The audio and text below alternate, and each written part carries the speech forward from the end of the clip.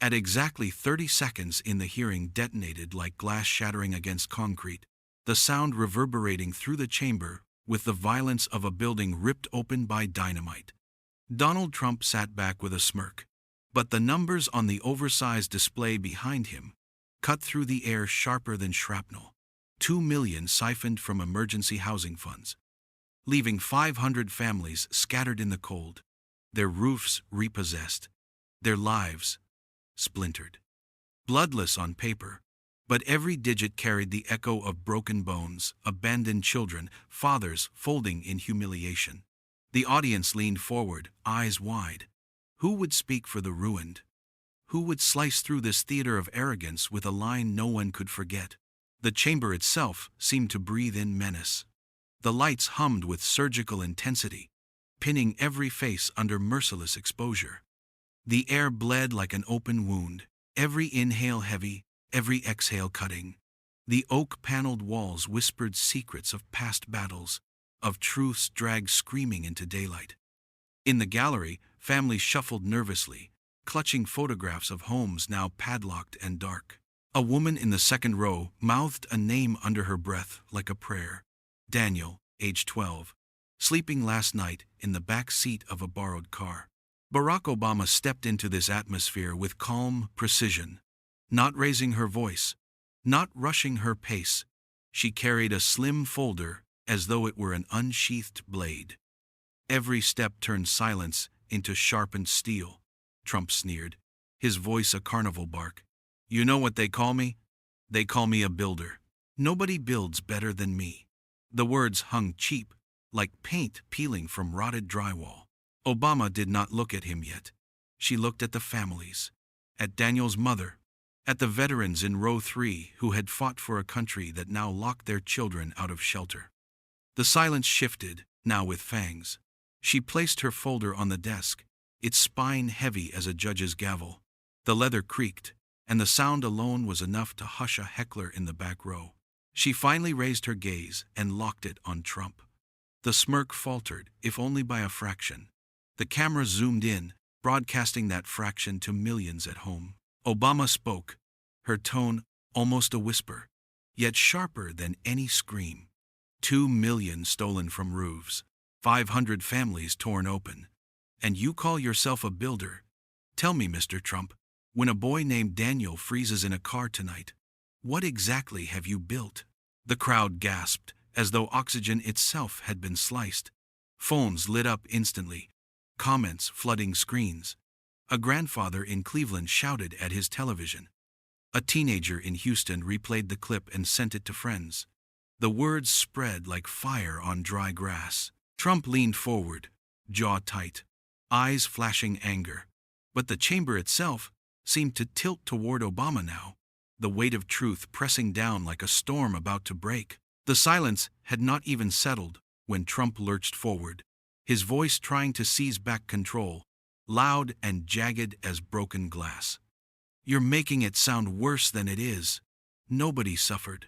Nobody lost anything real. The words landed heavy but hollow, the kind of denial that cracked under its own weight. The audience stirred, some gasping, some hissing.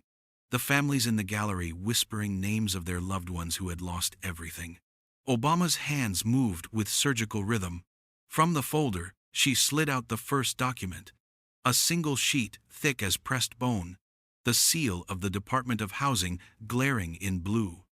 The paper itself seemed to breathe under the lights, its texture whispering secrets of signatures and numbers that refused to die. She laid it flat, the sound of paper against wood, slicing through the chamber like a scalpel cutting clean through infected tissue. This, Obama said calmly, is the eviction record of the Martinez family. Rosa, 34, and her son Lucas, age 8. Their home foreclosed last December after the housing grant was diverted. They now sleep in a shelter with 60 others. Lucas has asthma. He spent 3 nights coughing so hard he had to be rushed to the emergency room. The audience shuddered. Rosa Martinez, sitting in the gallery, lifted her hand to her face and wept silently. The cameras caught the tear sliding down her cheek. Across the country, viewers leaned closer to their screens. parents holding their children tighter. Obama's voice remained steady, unshaken, almost surgical in its precision. You don't steal money. You steal nights of sleep from a boy who can't breathe. Trump snapped, his hand slamming the desk. That's not my fault. That's bureaucracy. Red tape. Everyone knows I cut through red tape better than anyone. His voice cracked, trying to grow louder as though volume could erase evidence. Obama did not blink. She pulled a second folder, thicker, its edges worn from hands that had touched it in desperation. She opened it slowly, theatrically, the way a surgeon reveals the organ no one wants to see. This is the case of Jerome Carter, age 52. Laid off from his factory job, promised emergency rent assistance. Funds vanished. He died of hypothermia on January 7th, wrapped in a tarp, 2 blocks from the Capitol. Gasps turned to sobs in the gallery. A woman cried out his name. Online, clips spread in real time, comments multiplying by the second. Elderly viewers wept, whispering that Jerome was their neighbor, their cousin, their friend. Obama leaned back, her calm unbroken. You want to talk about building? Then face what you destroyed. 2 million stolen, 500 families shattered, and lives like Jerome Carter's left to bleed out on the street. Trump's smirk was gone entirely now. His hand trembled slightly as he reached for his notes. The crowd felt it, smelled it, like prey catching the scent of a predator losing blood. The walls of the chamber leaned in closer, the lights cutting sharper, and the air itself thirsted for more truth. The room was still reeling when Obama lifted yet another folder, this one sealed with red tape that seemed to pulse under the merciless light. She did not rush. Her movements carried a theatrical weight, every second pressing harder on Trump's facade. The folder looked alive, as if the truth inside strained against the paper, begging to be unleashed. Trump leaned forward, his face flushed, a bead of sweat tracing down his temple. You know, Barack, nobody believes this. People love me. They say I'm the only one who can protect them. You're reading stories, but I'm giving jobs. Jobs are more important than some sob story. His words hit the air like dull blades, clanging, unsharpened, desperate to cut, but barely scratching the surface. Obama slid the red tape free with a single pull. The sound was surgical, the rip like a vein opening. She spread the contents across the desk. Letters, photographs, signatures, stamped warnings in ink the color of dried blood. This is not a story, she said with deliberate calm. It is a ledger of broken promises. Every signature here is a family cast out. Every photo is a home gutted. Every warning is a countdown that ran out. She tapped one paper, her finger precise. This eviction notice belongs to the Hernandez family. Miguel, 41, construction worker. He built skyscrapers in this very city. His daughter, Sophia, 11, now sleeps on a church floor because the grant money meant to save their home was funneled elsewhere. Gasps again, sharper this time. Sophia's photo, a bright smile. Missing front tooth, clutching a soccer ball, glared up from the desk like a haunting. Phones in the audience snapped pictures. Within minutes, her face would flood social feeds. Her story retold in kitchens and schools. Obama's eyes locked onto Trump. Her words landed like a surgeon's blade cutting to the bone. You parade as a builder, yet Miguel built what you claim as yours. And when Sophia loses her home, your name is carved into her fear. Trump's jaw tightened. He tried to retort, voice cracking. This is politics, Barack. You're just reading scripts. Nobody believes this nonsense. He shuffled his own papers clumsily, hands shaking, the edges catching light like fractured glass. Obama reached for the final page in the red folder. The paper looked heavier than steel, the kind that bends reality when set down. She laid it flat and let silence chew at the room before speaking. This document, she said softly, shows the diversion of $2 million, signed by the very hand you now try to hide. It bleeds truth, Mr. Trump, and truth doesn't need your permission to exist. The words detonated. The gallery erupted in a mix of sobs and applause.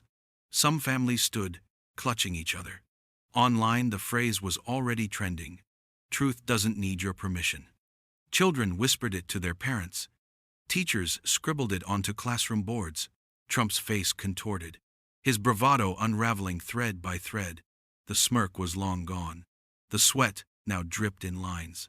His hand gripped the desk, white-knuckled, as if holding on could keep the ground from splitting beneath him. Before the echoes faded from Obama's last line, the chamber itself seemed to close in, the lights burning brighter, merciless as X-rays. The air thickened, heavy with the weight of revelation. Trump shuffled his stack of papers, his voice trembling as he tried to claw back control. "You think you're so righteous, Barack. You talk calm, you bring your little stories, but everyone knows people lie. Families lie for a paycheck. You can't prove anything real." The words wobbled, but he forced them out louder, as if decibels could stand in for truth. His eyes darted toward the cameras, a desperate glance at millions watching from their living rooms. Obama did not blink. She lifted a new binder from beneath her folder, this one metallic gray, its cover reflecting the surgical light like polished steel.